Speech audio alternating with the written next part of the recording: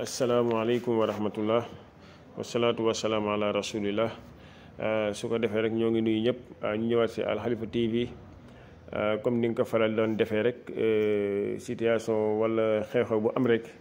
ñu jëm see joxe sunu xalaat parce que loo gis rek laayante biir la ni nga ko gisee jéem ko partager ak mbokk yëpp. su ko defee rek comme li nga xamante ne moo jot a xew fële si RFM diggante El Hadji Assane Gueye muy directeur bi ak ki nga xamante ne mooy Sidath moo am nag ay polémique yu bëri ku nekk moo ngi si wax lu ne ñiy jox toor Sidath ñii ànd ak Sidath ñiy jox toor Assane Gueye ñii ànd ak moom waaye ñun nag dañuy jéem a xool rek si li nga xamante ne mooy juste milieu ñu jëm see analyser incha allah. Parce que bëgguñu wax di jéem a ànd ak kii wala jéem a dañuy jéem a xool rek suñu axulaay taala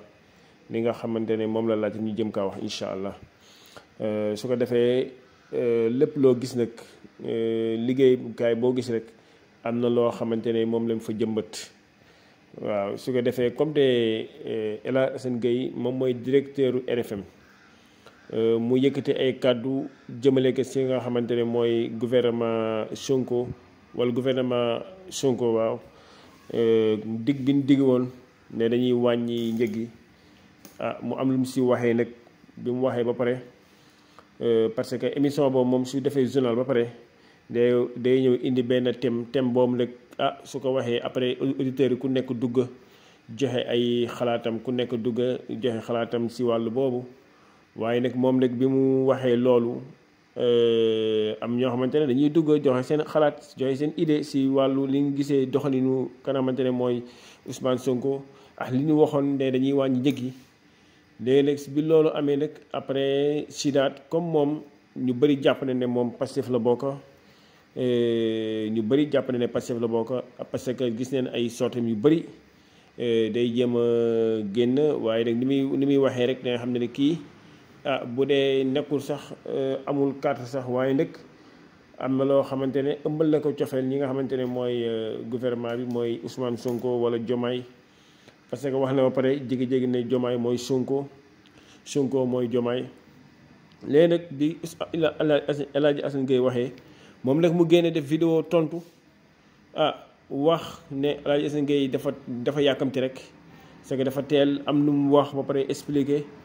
léegi bi mu waxee nag ñooy jàpp ne moom parce que loo gis rek xam na foofu da am hiérarchie parce que diw mooy directeur am lu gënoon rafet am na ñoo xamante ne yaakaar ne li gënoon rafet mooy moom mu jël kàddu oote au téléphone El Hadji Assane Gueye wax wala su ma doon dugg si émission bi wax waaye bàyyi ba émission bi pare mu génn def benn live jéem sooy xool nga xam ne kii El Hadji Assane Gueye lay dal mu wax ko xam nga léegi ñoom nag ñu ñaawlu kàddu yi nag. Conseil discipline ñëw rek ñu jéem ko rek nekk nag pour mu bàyyi pour moom ki nga xamante ne actuellement nii moo doon def émission mardi ñu génnee benn note de service nekk nag pour mu nekk en attente toog xaar ba jusqu'à nouvel ordre. waaw parce que genre punition la parce que jàpp ne moom dafa ñàkk kersa directeur bi wala ñu ne parce que joxewul gëdd ka nga xamante ne mooy El Hadji Assane Gueye parce que mooy directeur bi loolu rek. moo jot a xew nii rek waaye nag ku nekkaay génn rek du commentaire waaye man nag li ma siy xalaat mooy lenn li gënoon rafet parce que ñoom ñaar ñoo bokk bërëbu liggéeyukaay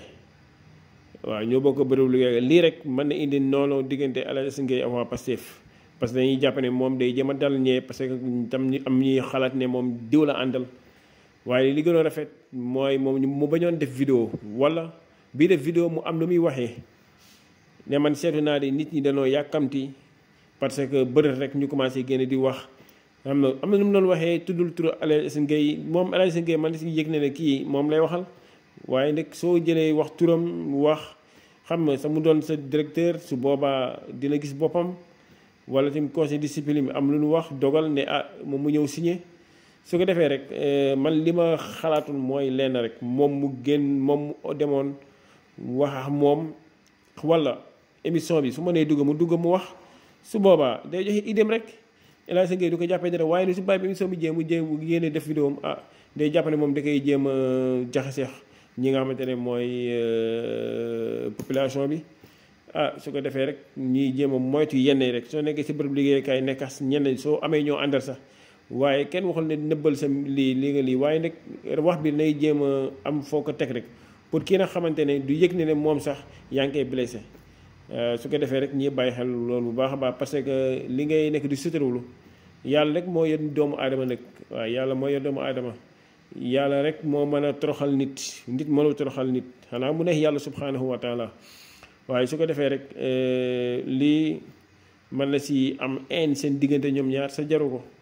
su ko defee rek di ñaan yàlla nga def jàmm lépp lu amanti am rek ñu jëlee ko niveau boo xamante ne ban ko jëlee niveau bu suufee waaye jëlee ko niveau bu kawee rek xamal ne mënul ñàkk for mënul ñàkk waaye nag respect lay am rek waaw wasalaamaaleykum